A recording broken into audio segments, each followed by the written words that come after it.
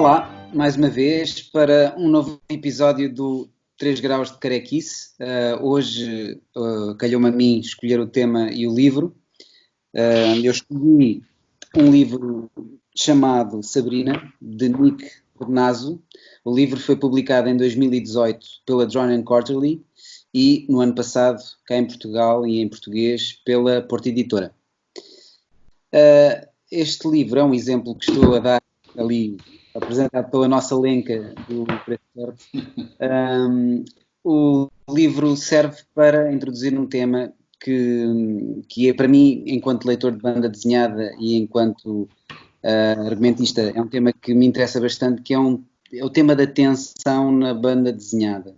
E eu chamo-lhe atenção na falta de melhor palavra, porque, no fundo, isto aqui é uma exploração de um sentimento contido que se expressa bem também pelos silêncios, porque, na verdade, a banda desenhada, enquanto é uma arte que no nosso cérebro vai compensando a mudança de vinhetas, não é? Vai conseguindo introduzir imagem entre vinhetas e entre páginas. E esta ideia de, na banda desenhada, começar a haver uma tensão crescente e haver um sentimento que nos é passado através da escrita e através do desenho, é algo que é interessante e que pode acontecer de maneiras diferentes. A história deste livro fala de um desaparecimento. Uma mulher desaparece em Chicago e durante uma parte do livro ninguém sabe dela. Portanto, isto acompanha depois também o namorado, o Teddy, que vai passar uns dias em casa de um amigo de infância. Também ele está a passar por um divórcio. Portanto, todas estas personagens parecem extremamente angustiadas e estão a passar por momentos difíceis. E há aqui uma série o traço do desenho é um traço que, no meu entender, favorece bastante a história que se está a contar. É um traço limpo, os espaços são muito vazios, são isentos de textura, são isentos de excesso de material, de objetos. As casas são despidas, as paredes são bastante despidas. Este espaço meio vazio acho que também favorece portanto, os sentimentos que se estão a passar na história.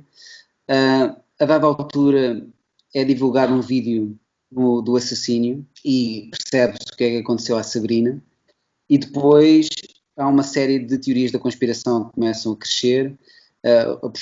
Uma das personagens, o Teddy, começa a ficar meio obcecado por uma rádio que passa notícias de conspiração constantes, e portanto depois também há um retrato da sociedade atual e da maneira como nós vemos estes fenómenos, e depois a dada altura como estes fenómenos dão lugar a outros, e como isto na verdade também nunca tem fim. Mas o que eu achei interessante aqui acima de tudo é este sentimento de angústia que está presente em grande parte do livro. E isso acontece, ou pelo menos eu sinto de várias formas. O livro, há características formais do livro que nos leva a sentir isto de uma forma mais pronunciada. Há páginas que têm um excesso de vinhetas, às vezes com dimensões até bastante pequenas, que fazem com que a história se demore particularmente. E isso é uma coisa que, enquanto argumentista, é uma coisa que me interessa explorar, que é de que maneira é que nós conseguimos dominar o ritmo de leitura e fazer com que o leitor se demore mais aqui e ali. Porque, na verdade, enquanto na escrita literária eu acho que é mais fácil, às vezes parece-me mais fácil ao leitor, porque ele não tem uma referência visual, mergulhar no livro e ser ele a imaginar aquilo e demorar-se aqui e ali, porque pode parar de ler uma frase e tentar digeri-la e pensar naquilo que acabou de ler.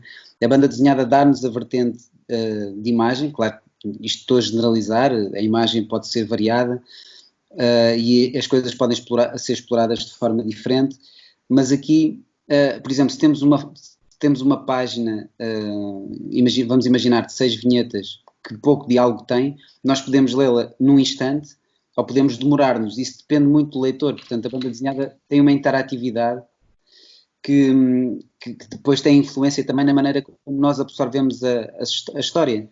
Portanto, nós pode haver uma história que nos tocou incrivelmente e que nos fez recordar memórias passadas ou nos fez sonhar em relação ao futuro, e ver algo que foi lido de forma bastante superficial. Nós nunca conseguimos controlar bem de que forma é que as histórias nos tocam, mas aqui o autor, através de duas formas, consegue que nós nos demoremos um pouco mais na página. Uma delas é esta de características formais de, às vezes, de dividir a página em imensas vinhetas. Outra é um excesso, entre aspas, de diálogo, que muitas vezes nem sequer tem a ver com nada em particular, é apenas as personagens estão a conversar sobre nada de especial. E isto serve não só para caracterizar a personagem, não é? Porque às vezes isto é uma coisa que também eu penso que o Tarantino faz bastante, que é haver diálogos que às vezes não têm nada a ver com a linha condutora da história, mas que na realidade o que estão a fazer estão-nos a ajudar a construir as personagens e estão a caracterizá-las aos nossos olhos. E aqui nós temos muitos diálogos que são diálogos mundanos, que são conversas do dia a dia como nós temos, mas algo pormenorizado e demorado, que faz com que a tensão entre as personagens aumente e que nós nos demoremos e que o ritmo seja mais pausado, o ritmo de leitura seja mais pausado. Portanto, eu achei isto interessante, a forma como o autor explora esta situação. É uma história de passo lento, em que a angústia da espera, portanto, isto começa, de facto, a personagem desapareceu, ninguém sabe dela, e esta angústia é explorada, este desespero é explorado sob a forma do lume brando, em que as personagens às vezes têm reações. Há uma personagem que a dada altura, a irmã da Sabrina, quer-se deitar, portanto, tal a forma como ela se sente tal é avassalador o sentimento da perda e da angústia de não saber o que da irmã, que dá-lhe a vontade de se deitar no chão. Portanto, isto aqui é tudo bastante real, e é bastante plausível. Eu acho que a história tem momentos, de facto, são momentos dolorosos, e passa-me bem aquilo que, no fundo, me parece expectável que as pessoas sintam nestas situações. Depois, lembrei-me de outros livros e de outros autores que também exploram muito bem esta tensão. Eu lembro-me do Cuidado dos Pássaros, um livro do Francisco Sousa Lobo. Aliás, os livros do Francisco Sousa Lobo têm também personagens bastante tensas. Há uma certa inexpressividade. Quando há pouco estava a falar do traço de Sabrina, é um traço que se calhar não vai agradar a todos os leitores, podem achar um desenho pouco apelativo ou pouco interessante, mas na realidade o desenho passa exatamente aquilo que deve passar numa história destas. As personagens muitas vezes são meio inexpressivas, e isso não é mau necessariamente. Há uma certa apatia que está aqui também daquilo que se está a viver, e eu sinto uma certa apatia também em alguns livros e em algumas personagens de Sousa Lobo, que eu acho que são bastante felizes na história que ele quer contar. Este do Cuidado dos Pássaros foi um livro que podemos falar no futuro acerca de outro tema. Foi um livro que ficou comigo durante uma série de tempo, mas o Desenhador de Fundo também, e outros livros dele. Eu sinto também que há as personagens sem gritar, sem serem in your face, sem serem, são bastante reais e têm ali algo muito contido dentro deles. Isto é uma experiência, não é? E eu acho que, lembrando-me também de outros livros que estávamos a falar quando falámos sobre este tema, lembrei-me também do Uzumaki, e estamos a falar de terror, e estamos a falar de uma banda desenhada que tem outros contornos completamente diferentes deste. Já abordamos um tema, já abordamos um universo de ficção e de terror, mas foi um livro que a espiral foi algo que a dada altura se envolveu, e que eu a ler esse livro, cheguei a ficar fisicamente mal disposto pela forma como estava construído, e a tensão era enorme e ia aumentando cada vez mais em direção ao fim. Eu acho que não é nada fácil de se fazer, acho que é preciso controlar muito bem isto, por isso é que eu também às vezes tenho alguma dificuldade quando alguém escreve para banda desenhada e que não faz o guião, e que diz que escreve aquilo que se passa na página e depois o desenhador que escolhe como é que põe as vinhetas e como é que... Eu acho que se nós não soubermos ou não conseguirmos, ou pelo menos tentarmos controlar o ritmo, porque o ritmo é fundamental na banda desenhada, é fundamental na forma de contar histórias em BD. E se não o soubermos fazer e não tentarmos sequer fazer, eu não sei até que ponto é que também podemos dizer que estamos a escrever um argumento de banda desenhada e não é uma história em que estamos a passar ao desenhador exatamente aquilo que é o fundamental num livro destes. Portanto, eu trouxe este tema até aqui porque eu acho que o livro dá pano para mangas, tem ali tem o plot principal e depois tem ali várias formas de tensão diferentes. E achei que era um bom objeto para nós falarmos da nossa experiência ao lê-lo e falarmos da nossa percepção em relação às formas de explorar a tensão na banda desenhada. Vou então passar. Entretanto, lembrei-me que não apresentei os meus colegas no podcast. Eu peço imensa desculpa. Gabriel Martins e Pedro Moura. Muito boa noite a vocês e peço desculpa pela falta de respeito. Não, está-se bem. Eu imagino que os nossos... Somos sempre os mesmos. Eu acho que a dada altura... Os 4 espectadores do programa já sabem quem é. Acho que isso não é necessário. Mas ficamos sempre bem, pá, porque eu tenho sido apresentado e agora foi acho que era bonito apresentar também. Mas estava desejoso de introduzir aqui este tema e lançá-lo para a mesa. Mais uma pequena achega em que o livro esteve listado para receber um Booker e de facto... foi o primeiro. Pronto. Foi o primeiro livro a esse prémio. O primeiro livro de banda desenhada a esse prémio, que é um prémio literário. Ok. Teve listado e, portanto, para as pessoas que dizem que isto é só Patos Donalds e coisas que tais, é importante ler, porque de facto a vertente literária é muito interessante. Vou passar então a palavra aos meus amigos. Já agora, o Neil Gaiman teve aquela história do Sandman, no Midsummer's Night Dream, venceu mesmo, não foi um prémio literário de curtas. Foi de fantasia, ele ganhou um prémio de fantasia, agora não lembro se é o Hugo ou se é um outro prémio. Já houve vários casos. Pronto, mas eu tenho ideia. Lembrei-me disso, porque tenho ideia que pelos seus pares não foi muito bem recebido. O facto de uma banda desenhada ter ganho o prémio na altura, tenho ideia que até queriam proibir que a banda desenhada voltasse a concorrer. Mas posso estar enganado. Isso aconteceu com o Mouse, com um Pulitzer, em que depois de ter ganho o Pulitzer, na categoria de ficção, se não me engano, o que levantou alguns problemas para o Spiegelman, não é? Tratar o Holocausto como ficção. As regras alteraram-se para que não fosse atribuído mais vez nenhuma a um livro de banda desenhada. Hoje em dia o que tem havido é uma abertura cada vez maior de alguns prémios literários para incluir a banda desenhada tal qual, ou seja, não é uma categoria para banda desenhada, é simplesmente mais um texto que é o que aconteceu aqui.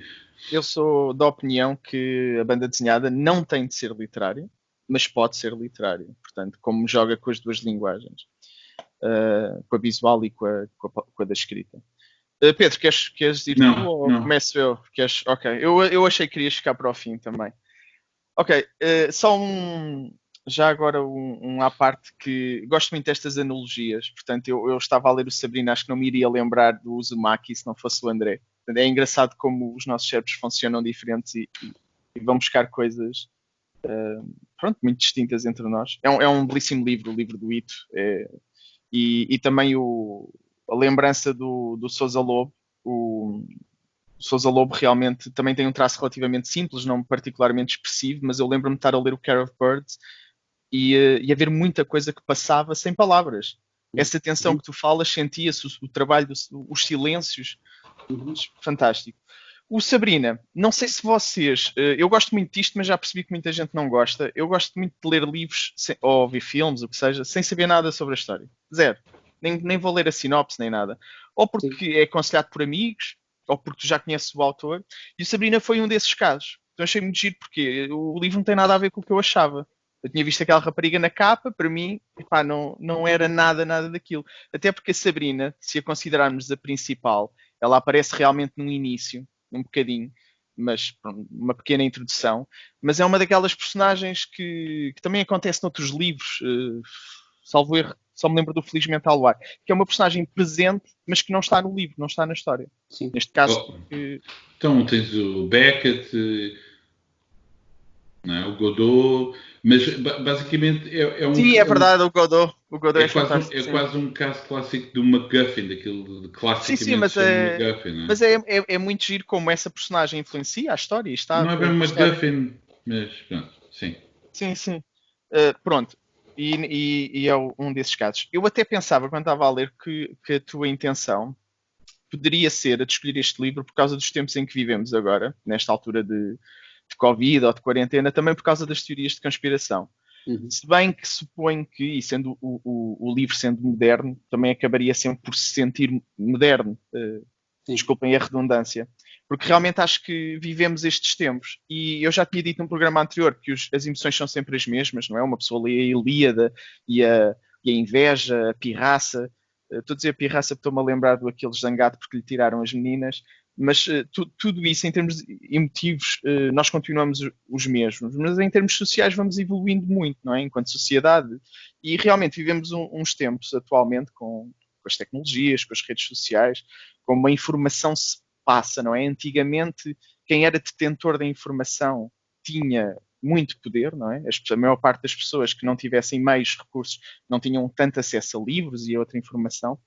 E hoje em dia a estratégia é sobrecarregar-te de informação para tu te perderes, não é? E tens mais dificuldade em apanhar o que é realmente interessante. Aqui o aspecto que eu gostei mais do livro foi esse, a forma como trabalhou. Portanto, é um caso muito tenso, é um caso horrível, Quer dizer, quem é que imagina isto acontecer a alguém? Mas o livro não trabalha só, eu diria, o luto das pessoas, mas como esta história das fake news e das teorias da conspiração também afeta as pessoas desse mesmo luto. Não é? Não é só ver como é que está a ser por terceiros a ser gerida, mas como é que não é? Como é que tu dizes que é tudo uma conspiração, que a pessoa não morreu, está a viver num sítio qualquer, muito bem, estão todos a gozar contigo, e no entanto, quem morreu foi a tua irmã, ou a tua namorada, ou a tua filha. Aquele momento em que a irmã vai àquele café ler os e-mails que lhe enviaram, é forte. É intenso. Isto lembra-me, vocês viram o Bowling for Columbine há uns anos? Sim. O Bowling for Columbine tentava procurar algumas respostas de porque é que o nível de violência com armas nos Estados Unidos era tão superior ao resto do mundo, porque realmente os valores eram mesmo muito, pelo menos na altura, os valores do filme, eu acredito que não tenham mudado assim tanto em comparação com outros países, eram abismal, muito maiores do que noutros sítios. E a facilidade em ter armas, obviamente, que não ajuda, mas eles iam muito por questões que rapidamente eram descartadas, como jogos de vídeo violentos, música pesada, o que seja, que outros países também consomem mais ou igual e não acontece isso. E um dos pontos em que eles focaram mais do que eu me lembro era realmente as notícias. Na altura era mesmo um noticiário real, nem sequer estávamos a falar de conspiradores, que existem muitos, eu tenho visto agora também por causa do Covid imensos nos Estados Unidos, a defenderem que isto e aquilo e para as pessoas irem para a rua ou o que seja, mas mesmo as próprias notícias, e eu não tenho tanto essa noção porque não vejo as americanas, assustavam-te muito, causavam-te uma enorme tensão, tu estavas ali a ver aquilo e os impactos que isso poderia ter. Pronto. E desculpa lá, Gabriel, deixa-me só dizer uma coisa, a comunicação social de hoje em dia não me parece nada semelhante à comunicação social desse tempo até, acho que isto leva uma exponencial de ficção que está presente em tudo, não é? Mesmo as políticas hoje em dia têm ali uma vertente ficcional enorme, em que sim. A diferença entre os factos e aquilo que é dito é enorme, e isso até está em todo lado, vivemos tempos de ficção, isso está presente na comunicação social. É verdade, eu quando vi na altura do Spotlight, agora pensando assim em filmes mais recentes, o Spotlight, a lembrar aquela equipa de jornalismo, uma pessoa vê aquilo e diz isto é jornalismo, quer dizer, dá um pouco talvez saudades, não quero ser injusto, tenho a certeza que há imensos, e sei que há imensos jornalistas espetaculares, mas a verdade é que a imprensa, em busca do clique rápido e dos cliques, com aqueles títulos que não têm nada a ver ou que não espelham necessariamente a notícia, tem desiludido, acho eu. Tem desiludido bastante e não tem feito necessariamente um bom serviço para ajudar as pessoas, para as informar. Mas pronto, tentando voltar isto para o livro. Então, em termos da história, surpreendeu-me, não sabia. Gostei muito da forma como a tratou, gostei das personagens. Como tu disseste, ele vai construindo as personagens, desenvolvendo-as. Visualmente, vou dizer este nome porque vocês de certeza terão referências mais rebuscadas. Fez-me lembrar um bocado o Chris Ware, se bem que mais simples. Mais simples exatamente pelas razões que o André já apontou. Às vezes a transição de cenas, ele não dá grande contexto, não é? Portanto, aquilo é... Tu tens que ir apanhando as coisas à medida que ele as vai atirando. E uma coisa que, talvez devido a essa simplicidade de desenho que eu senti, mais sofrível nas personagens masculinas, é que às vezes se confundiam. Algumas. Porque as mulheres com os cabelos diferentes e as cores, ele safava-se um bocadinho melhor. Mas, nomeadamente o amigo do Teddy, muitas vezes parecia várias outras personagens que apareciam ao longo do livro. E pronto, eu achei que aí ele poderia ter trabalhado um bocadinho melhor para distinguir algumas das personagens. Isso causou tensão? Achas que é de propósito? Pode ser, pode ser. Sentiste tenso por não saberes? Não, acho que não particularmente. Acho que só me lembro de estar a ler uma cena quando chega ao vídeo, aos correios ou a um jornal, em que me parecia realmente o amigo do Teddy, o Calvin, a entregar aquilo e de repente deixou de fazer sentido, não pode ser ele, pronto. Mas não. Acho que cenas de tensão maiores é, por exemplo, quando ele se engana a pronunciar o nome da Sabrina e diz Sandra, que claramente que era de propósito isso, e depois tu percebes mais à frente o que é que o autor quer fazer com isso. A cena em que o Teddy tem boleia de um tipo na rua, aquilo foi super normal, agora que tu acabas de ler essa cena, mas na altura causou-me imensa tensão, porque tu estás numa fase em que já não confias em nada, nem em ninguém, e depois estás próximo da paranoia, e o Teddy espelha também um bocado bem esse lado, aquela cena com a faca atrás da porta, quando o amigo que o recebeu de braços abertos está do outro lado. Também mostra as implicações que tu, pegando no Calvin, que não é uma pessoa ligada à Sabrina, mas que por ajudar alguém ligado à Sabrina vê o seu nome, e isto pode acontecer com qualquer um de nós, por uma coisa pateta, mínima, ou que seja, de repente o nosso nome pode estar em fóruns, em notícias, por uma coisa mínima, mas que alguém construiu toda uma narrativa à volta daquilo. E é assustador, porque tu estás só a tentar ajudar um amigo. Essas partes, e o final do Calvin, aquele sonho, essa parte de tensão a crescer no fim do livro, também achei muito interessante.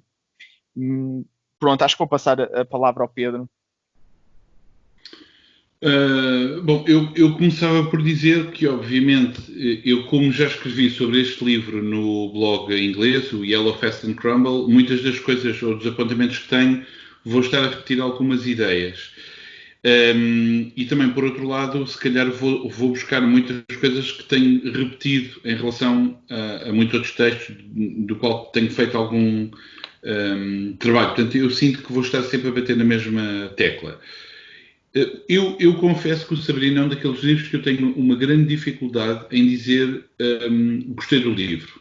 Não é porque não tenha gostado, mas porque o livro é construído de uma maneira que impede-nos de ter... não é um livro que nos traga prazer no seu sentido mais banal, não é? Mas isso também poderíamos dizer de algumas obras relativamente fortes, polarizadas em termos de questões um bocadinho mais profundas. Estou-me a lembrar, por exemplo, o Virgílio Ferreira. O Virgílio Ferreira não é propriamente um autor que nós terminemos de ler um livro dele, fechamos e dizer, gostei imenso. Não dá, porque estás muito, precisamente como o André diz, é uma tensão diferente. Bem, já lá vamos, mas não é propriamente um prazer na leitura. Bem, pelo contrário, é um sentimento relativamente negativo.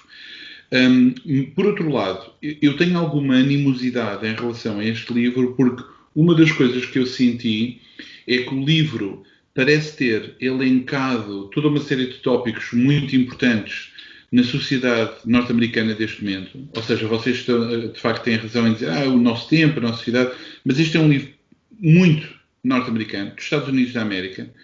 Tem uma série de aspectos que é o que está a acontecer nos Estados Unidos da América. Mas eu concordo com isso, mas era pronto. Só para fazer um paralelismo com aqui. Quer dizer, aquela personagem da rádio é o Alex Jones. Exatamente. Não há dúvida nenhuma. Acho que ainda estamos longe disso. Espero eu que estejamos longe naquele nível. Naquele nível, sim. Mas naquele nível, sim. Mas lá está. Eu por exemplo, como eu desde que o Trump se tornou presidente, eu tenho que confessar que eu vejo notícias todos os dias de uma série de programas de discussão política, também americanos. Portanto, eu conheço, não sou um analista, mas conheço muito bem as personagens que povoam a vida sociopolítica americana. E neste momento, de facto, há uma série de setores que são assustadores e a ficção não conseguiria inventar isso. Este livro, não há um único grão que seja ficcional, ou melhor, sendo uma ficção, não há nenhum acontecimento aqui que não tenha uma correspondência a coisas verdadeiramente que tenham acontecido. Agora, este livro eu achei muito interessante que o André quisesse falar da tensão, porque a tensão que está aqui presente não é uma tensão, lá está, passional, dinâmica, como o Uzumaki. Aliás, o Uzumaki é quase um contra-exemplo, porque o Junji Ito desenha imenso questões, por exemplo, físicas, suor, medos, expressões, etc., que estão completamente ausentes no trabalho deste autor.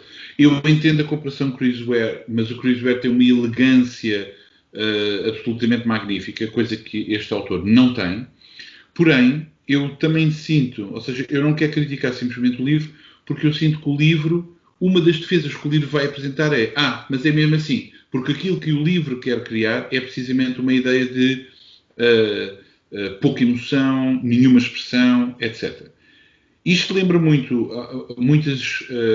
como vocês sabem, eu fiz um trabalho sobre o trauma na banda desenhada e, sobretudo, em livros portugueses que muitas vezes são um pouco dramáticos na apresentação desse trauma. Portanto, há uma diferença fundamental entre o luto e a melancolia. Isto é um beabá do Freud, não é? O luto é um sentimento que nós fazemos de fechar um assunto em relação a uma perda, enquanto que a melancolia é precisamente a presença constante desse objeto que se perdeu e que não se perde, e precisamente está sempre. Ora, o que acontece com a Sabrina não é luto nenhum, ou seja, as personagens não conseguem fazer o luto desta personagem, precisamente porque, como estão sem saber o que aconteceu, durante um momento, não se consegue fazer o luto. Portanto, não há um enterro, acabou, ou melhor, não há uma resolução. Essa falta de resolução é que traz uma grande tensão à história. É curioso tu teres falado, Gabriel, do Bowling for Columbine, porque um dos filmes que me estava a lembrar era precisamente um filme que tem a ver com Columbine, que é o Elephant, do Gus Van Sant. Sim. Que é precisamente um filme.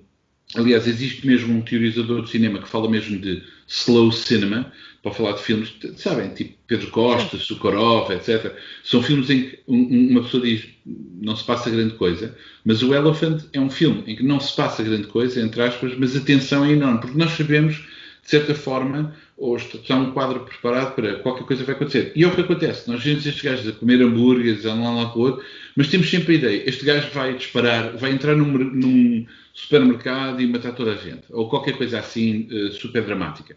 Não é por acaso que um deles é militar, falam-se de coisas de armas, falam-se de coisas de armamento, pronto.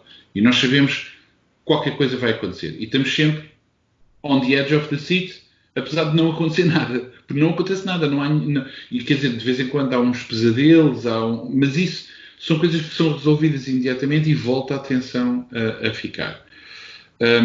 Isto também me lembrou também muitos outros princípios teóricos. Por exemplo, eu tenho a certeza, há uma académica brasileira que é a Grace Schneider, que tem um livro muito bom que é What Happens When Nothing Happens, que é um livro sobre banda desenhada e que fala de autores como Adriano Tominé, Daniel Close, Chris Ware, Gabriel Bell, que são autores que pertencem a uma constelação no qual este se inscreve. Lá está, que são autores que dão atenção a uma vida cotidiana. Não há propriamente um grande drama, mas há sempre uma espécie de tensão empurrada a ocorrer. E a Grace Schneider vai buscar muitas questões de sentimentos que às vezes até estão um pouco postos de lado, como por exemplo, há um sentimento que é uma palavra medieval e que foi recuperada por um filósofo contemporâneo do século XX, que é o Walter Benjamin, que é a assédia. A assédia é uma espécie de indolência. É visto até, do ponto de vista do cristianismo, é visto como uma falha moral. Ou seja, é quase como se a pessoa tivesse prazer em estar naquele torpor. Estão a entender? O não fazer nada, mas não é não consigo fazer nada. É um prazer de não conseguir fazer nada. Uma espécie de autocomiseração, quase. Não é exatamente o mesmo, mas fica por aí. Algo masoquista. E há uma outra, não tem bem a ver com o masoquismo, porque o masoquismo é exatamente o contrário. O masoquismo é uma paixão, é mesmo uma coisa feita ativamente à procura de dor. E isto não tem nada a ver com o masoquismo, é exatamente o contrário. É não haver paixão. Há uma outra filósofa que seria interessante ir buscar, que é a Sian Guy, que tem um outro livro chamado Ugly Feelings, que é precisamente sobre esta ideia de sentimentos que não têm nada a ver com paixão, não são nada dramáticos, não são nada heroicos. Estão a ver? O masoquismo é heroico. O autossacrifício é heroico. Não é? Ei, vou arrebentar tudo, vou matar. Apesar de ser negativo, é heroico. Enquanto que aqui não, aqui é uma inércia. Mas há uma certa... Ok. Portanto, seja como for, eu tenho mesmo dificuldade em dizer gostei deste livro, nem não gostei deste livro. Visualmente. Por exemplo, voltando à questão do prémio, o prémio levava a grandes discussões. Eu acho que é daqueles livros que está no prémio precisamente porque toca nos tópicos todos. Mas isso a mim incomoda-me, porque parece feito por medida e não necessariamente como algo genuíno que nasceu da história. Portanto, eu fico sempre desconfiado um bocadinho dessa inclusão em prémios literários, diários, que não conhecem muito bem a banda desenhada e põem estas coisas lá no meio. Porque parece mesmo aqueles livros feitos para quem não lê banda desenhada ou não gosta de banda desenhada se defender. Olha, eu li o Sabrina. É tipo guilty free, estão a perceber? De dizer que se lê BD. Desculpa. Mas pronto, desculpa. Não, tu já... Não, deixa-me só fazer-te uma pergunta. Já se vai terminar. Nós, quando estamos a escrever para banda desenhada, isto é mesmo difícil quando estamos a criar temas ou que estamos a abordar sentimentos como a angústia, como o desespero, um desespero contido. Eu também não sei se isto não será cultural, a maneira como estas personagens sentem isto. Se calhar em Portugal ou num país latino haveria mais gritaria ou outro tipo de manifestações. Não sei se também terá a ver com a cultura, mas de facto é muito difícil. Temas pesados como estes, às vezes estraga-se tudo com um ritmo de leitura diferente, ou seja, eu interessa muito o livro, sobretudo do ponto de vista formal. Pela maneira como o autor nos obriga a demorar-nos e a absorvermos coisas que não têm nada a ver, conversas de fé divers, de hambúrgueres e tudo mais, mas, como tu dizes, a tensão está lá e é crescente. Mas é muito fácil, estamos perante um tema temas pesados como este, e o leitor ler isto não sentir nada porque está a ler a cavalgar. A minha pergunta é se tu não sentes mesmo, quando às vezes também estás a escrever, a dificuldade de não teres medo que isto não estejas a andar um bocado a correr, porque o ritmo é lixado de controlar, não é? Eu não sei bem, para dizer a verdade, não sei bem onde é que queres chegar, não porque estejas a expressar-te mal, mas porque eu acho que é mesmo uma coisa muito complicada. Ou seja, é fácil utilizar certas fórmulas que já estão pré-preparadas para lidar com certas situações, não é? Eu não tenho assim tanta experiência de escrever coisas muito longas, mas por exemplo, há uma coisa paradoxal que acontece na banda desenhada, é muito curioso e tu apontaste isso, que é quando nós chegamos a vinhetas que não têm texto, elas demoram mais tempo a ser lidas, não é? Há quase como uma obrigatoriedade de ficarmos mais tempo nas vinhetas sem texto do que aquelas que têm texto. É como se as tiverem em texto, dão-nos o tempo necessário a ler e passa para a frente. Enquanto que as que não têm texto, e há 2 ou 3 interrupções neste livro. Este livro é feito todo com cores verdes, ocres, castanhos, tudo assim muito a propósito, e de repente temos aquelas interrupções, não sei se recordam, daquelas páginas dos livros infantis que o gajo está a ver lá no quarto, não é? E de repente essas páginas saltam cheias de cor e com animais e cenas assim. E isso parece quase... Está aqui um caso, não é? Está aqui um caso. e é quase uma interrupção,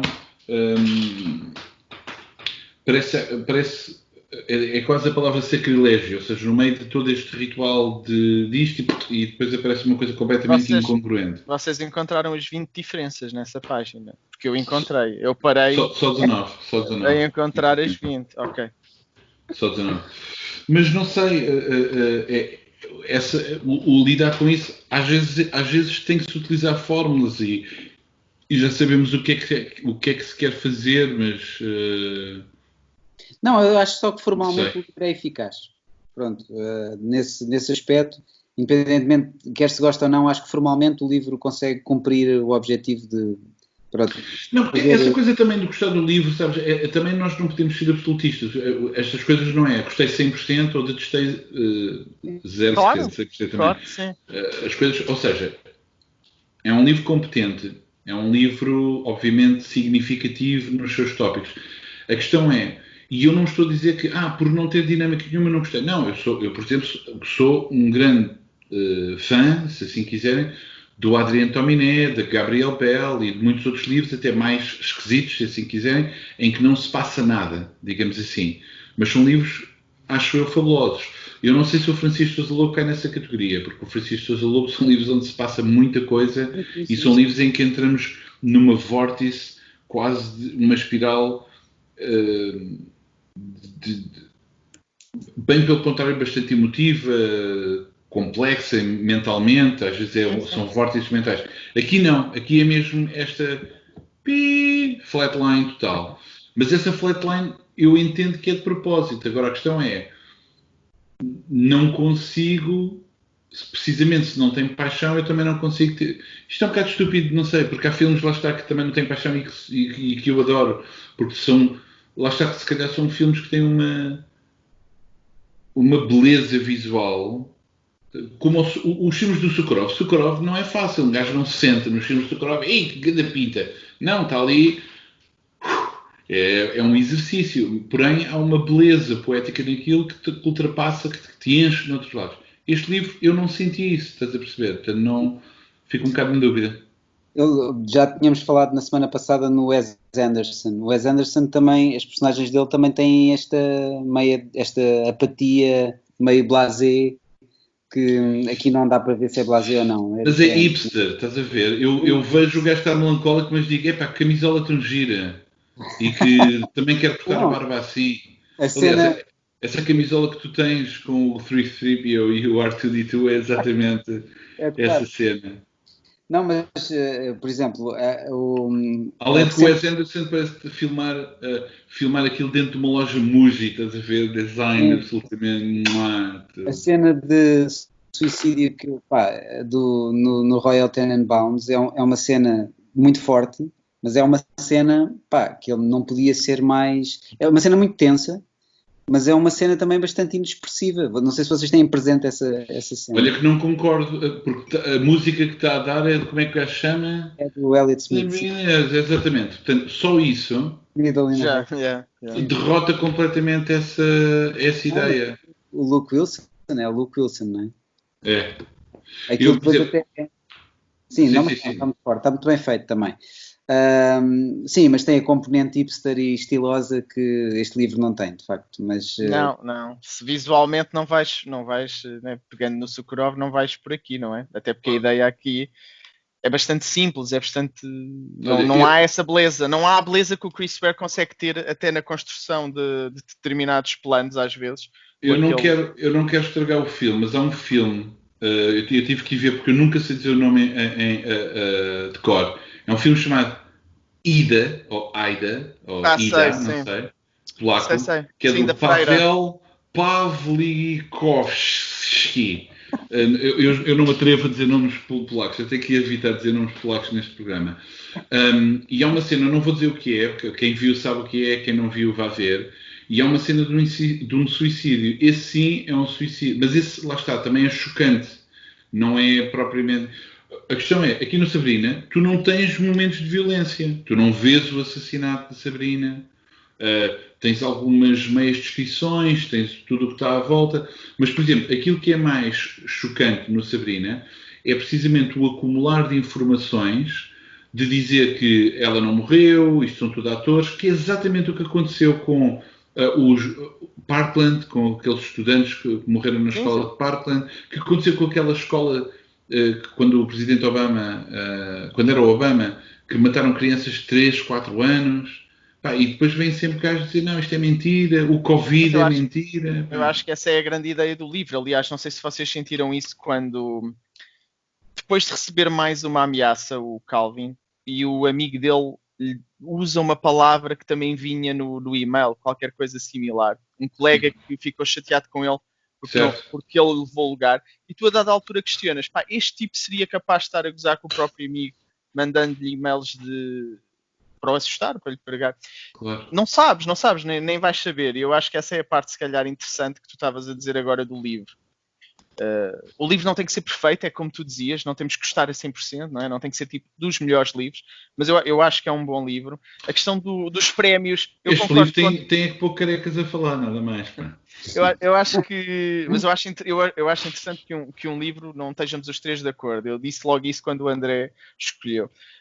Um, agora fizeste-me perder, caramba. Ias falar do Hamlet. Sim. E já vai se tornar uma running joke. Não, Mas era. porque é a mesma coisa, não é? O Hamlet também há uma indecisão, ele não sabe, houve uma morte, mas o gajo não consegue resolver e tal. Sim, sim, mas não é bem a mesma coisa. O gajo também está com o amigo, estás a ver? Vai ter com o amigo. Sim, lembrar. é igual, é igual, é igual. Já me lembro, era a questão de, obviamente que isto, eu acho que isto é muito geral, não é só no caso da banda desenhada, o facto de tu tocares em determinados pontos e perceberes que há filmes que estão a ser nomeados ou até vencem, precisamente por causa dos pontos em que tocam. São escolhas políticas. Que eu acho que às vezes até é uma falta de respeito para os próprios criadores. Eu lembro-me de ter visto um vídeo, na altura do 12 Years a Slave, em que alguém dizia que tinha votado no filme para ganhar, mas não tinha visto. Votou pelo tema. E eu acho que isto, eu se fosse o realizador do filme, não gostava. Quer dizer, tu queres ganhar porque queres acreditar que as pessoas te escolheram porque és o melhor. Epá, mas se estás a falar dos Oscars, avança, porque não me interessa nada. Isso é mesmo aquela. Pronto, mas é um exemplo fácil neste aspecto para retratar o que tu estás a dizer. O que eu acho que é o que me irrita um bocado mais, se calhar, é aquela questão de a banda desenhada para ser boa, para muita gente tem que ser uma graphic novel. Tem que pôr este nome. Eu lembro-me quando estreou o Valerian, do Luc Besson. S'il vous plaît, c'est Valérian, c'est pas Valerian. Mas no trailer dizia From the Groundbreaking Graphic Novel.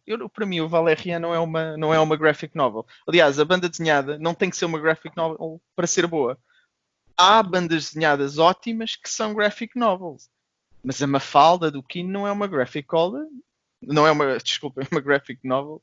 Entre N exemplos. E sinto que às vezes pega nesse termo da graphic novel para cunhar o que é bom. O que é errado. Pronto. Acho que era só isso.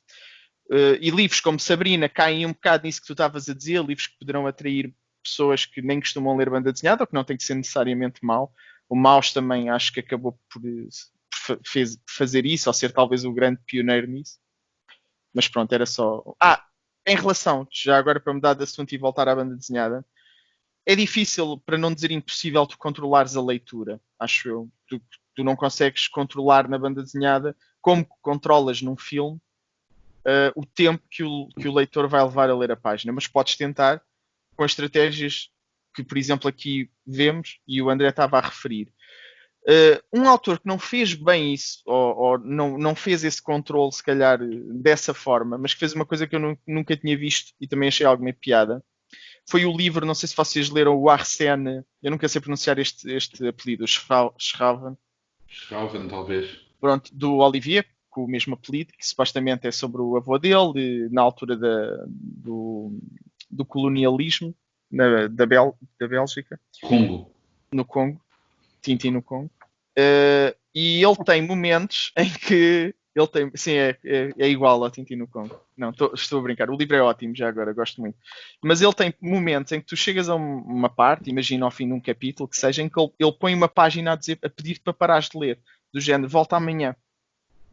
que é para tu ficares a pensar e a refletir sobre o que aconteceu. Ele está a tentar que o leitor não empine o livro todo de seguida, porque ele não quer. E fez isto. Pode funcionar, não pode funcionar, lá está. Se tu quiseres, não ligas ao que ele diz e avanças na leitura. Não é necessariamente o que tu estavas a dizer, as estratégias de controlar ao longo das páginas e das vinhetas como é que tu vais lendo e o tempo que demoras a ler, mas lembrei-me, foi uma curiosidade, porque ele tenta mesmo que tu vás tendo paragens em determinadas situações do livro. Isto depois, cada meio tem os seus truques, não é? Porque exatamente, sim. A banda desenhada depois também tem muito uma coisa de, às vezes, os comentários às páginas, de que tu chegas ao final e depois obriga-te quase a revisitares que é uma coisa que os outros livros não têm. Mas nisto da representação da tensão, o cinema tem logo um elemento avassalador ou pelo menos uma muleta avassaladora para conseguir fazer isto, que é a música, não é? E o som. Isto é uma coisa que, não digo necessariamente a música, mas o som é algo que tem que ser muito bem afinado. Na banda desenhada nós não temos isso, não é? Pois, eu estou-me a lembrar uma cena super famosa quando se discute essas questões, é o filme do Polanski, A Repulsa, que é precisamente não há música e aumenta, a tensão aumenta. Ou, olha, outro exemplo, o primeiro filme do Hitchcock, que é o Inquilino Misterioso, talvez, que é mudo, é um filme mudo, e é um filme mudo mesmo, e o Hitchcock queria que esse filme se visse sem, não há ninguém de cá piano, é mesmo silêncio, e é a mesma coisa.